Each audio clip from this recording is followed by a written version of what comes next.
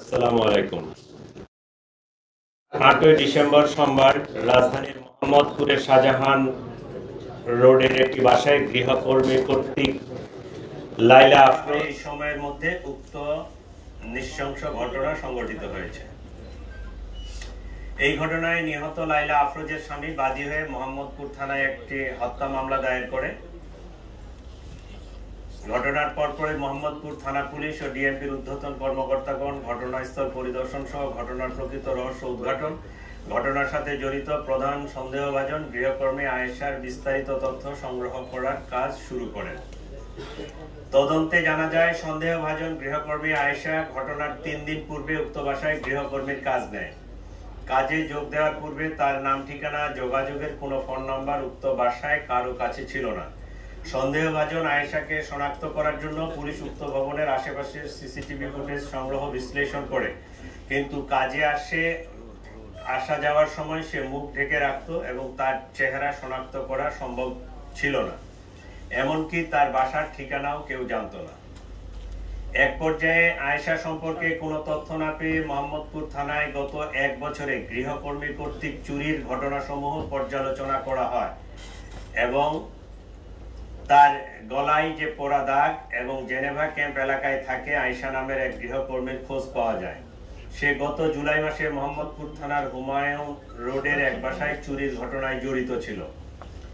সংশ্লিষ্টদের সাথে কথা বলে প্রাপ্ত তথ্য যাচাই বাছাই করে আয়েশার সাথে যোগাযোগের একটি মোবাইল নম্বর পাওয়া যায়। সেটা 2025-এর জুলাই মাসের ঘটনা। উক্ত নম্বরে যোগাযোগ করলে জানা যায় তার মোবাইল নম্বরটি কখন কে ব্যবহার করেছেন তিনি সঠিক মনে করতে পারছেন না। তবে কিছুদিন পূর্বে তার ফোনের ডিসপ্লে নষ্ট থাকায় রাব্বি নামের তার এক ছোট ভাইকে ঠিক করার জন্য দেয়। এ সময় সিমটি রাব্বির ফোনে ব্যবহার করা হয়ে থাকতে পারে। এভাবে রাব্বিকে শনাক্ত করা হয়।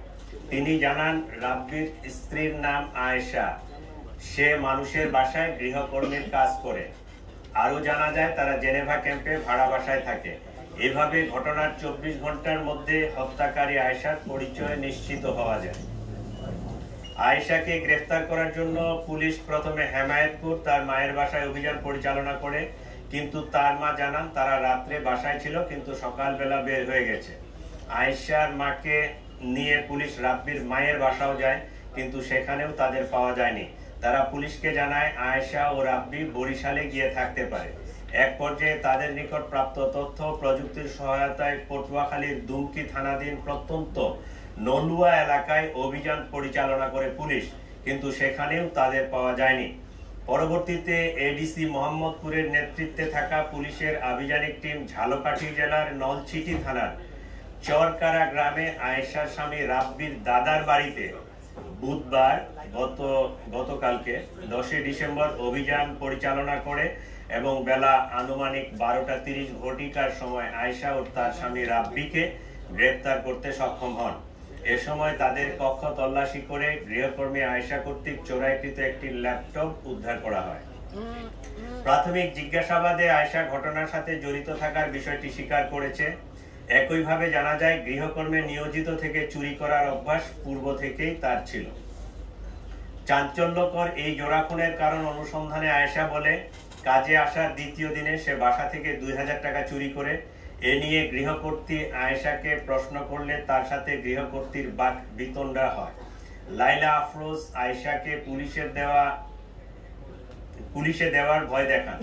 চতুর্থ দিন কাজে আসার সময় আয়েশা বাসা থেকে একটি সুইচ গিয়ার চাকু নিয়ে আসে। ঘটনার দিন টাকা চুরি নিয়ে তাদের মধ্যে আবারও কথা কাটাকাটি হয় এবং ধস্তাধস্তির এক পর্যায়ে আয়েশা গৃহকর্ত্রী লাইলা আফরোজকে সুইচ গিয়ার দিয়ে এলোপাতাড়ি ছুরিকাঘাত করে।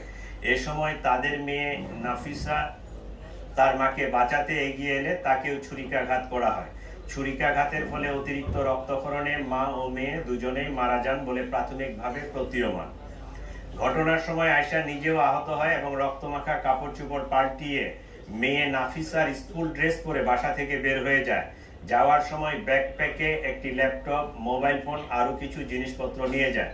বাসা থেকে বের হয়েছে সোহরাওয়ার্দী মেডিকেলের ভিতরে গিয়ে পুনরায় কাপড় পাল্টিয়ে তার নিজের কাপড় পরিধান করে সে সাভারের উদ্দেশ্যে রওনা হয়।